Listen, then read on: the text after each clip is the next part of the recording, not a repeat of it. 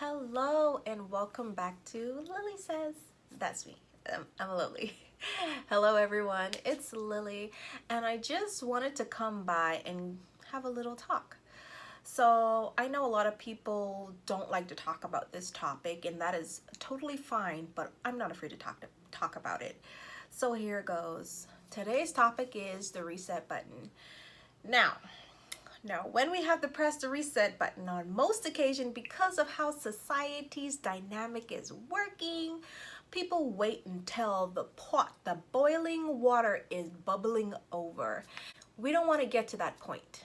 At that point, everything is total chaos. Everything is out of control. And sometimes you feel so overwhelmed you can't get a grip onto anything.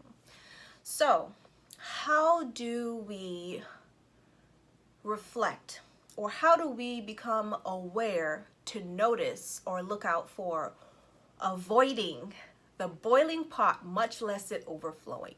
There's a lot of ways to identify things that trigger us. So triggers are super important. And I will talk about my own experiences when it comes to triggers.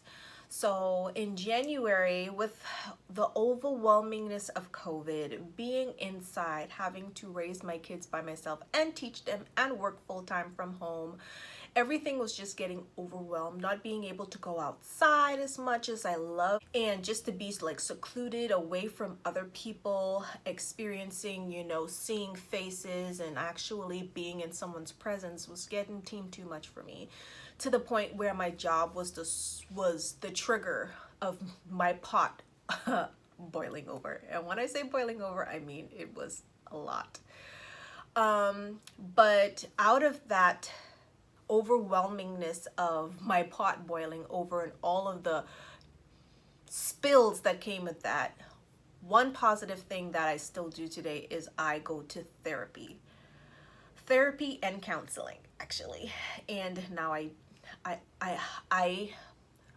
have never known or understood the importance of having a therapist. I never understood the importance of having a coach. I never understood the importance of having a mentor. I cannot express enough how important it is to have a proper support system. I cannot express how important it is. So in order to identify that, you have to be okay accepting that you can't do it all by yourself. We are social creatures.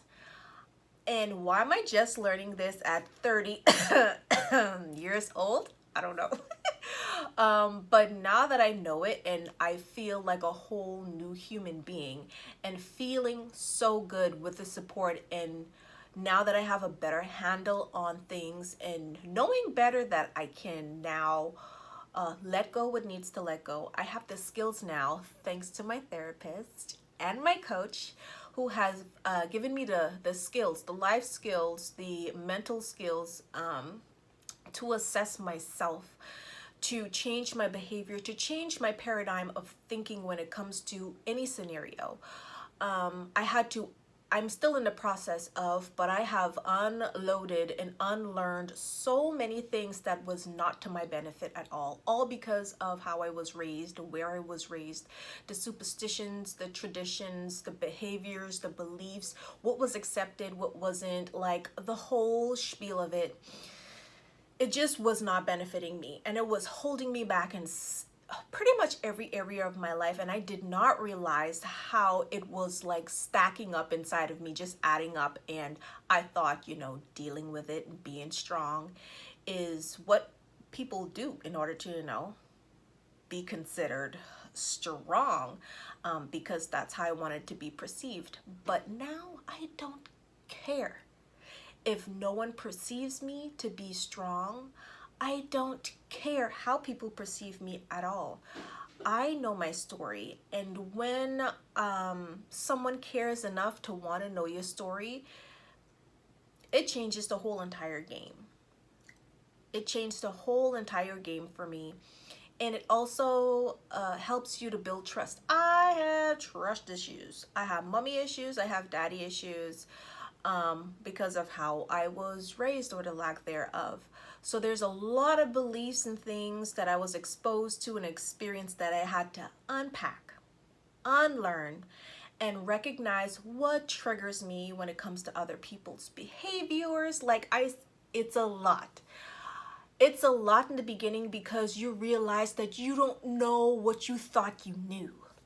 But I will reiterate the importance of having a life coach, having a mentor, having a therapist, because those people will support you in your journey and it will be tailor-made just for you in order for you to reach your life goals, in order for you to attain certain things that you want to get in life. Like, I'm finally looking for a house when I thought in my mind, for some reason, I was telling myself that I could not afford a house. I could not afford an SUV. I could not afford this. I'll always be broke.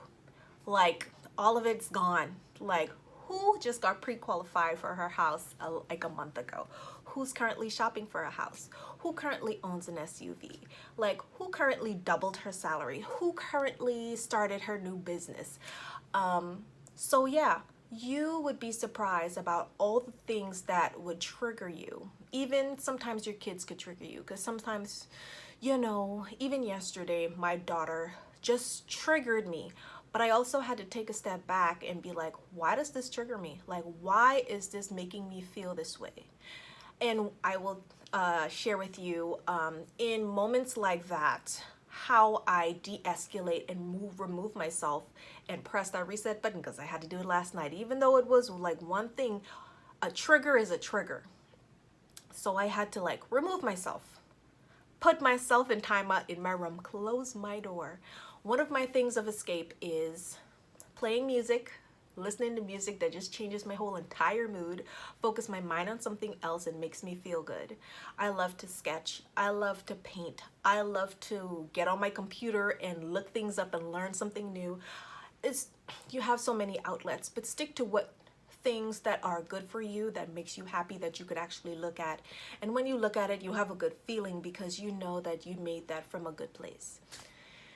Okay, so I said all of that to say it is important to have a support system, which will also a professional support system. Because we all have girlfriends, and friends that we could vent to, but venting is different from going to a therapist. They listen to you, but they also ask you questions to help change your paradigm of thinking.